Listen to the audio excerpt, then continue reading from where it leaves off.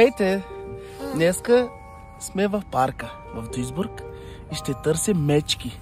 Нали така? Ето, намираме се тук. Качваме се по този път нагоре. Let's go!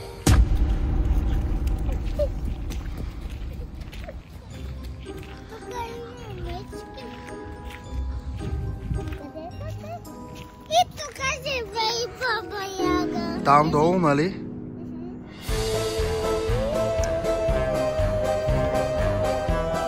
Баба Яга. Да я търсим ли? Не! Да я търсим ли? Не. Елате нагоре сега да видим. Дали има нещо в гората. Там долу май има мечки. Там се мръдна нещо. Къде са мечките? Тате, те по принцип излизат вечерта на лов. Знаеш ли, вълка живее на сняга? На снега? Да, лов. Кой? На гората му? На гората? Ти ще кажеш нещо, тате? Кажи. Живее Баба Яга в Бог. Рибок? Мама!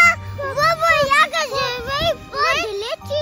По-далече живее. Няма детата. Хапък на грозния къща. На грозната къща там долу живей. Ето тук. Ще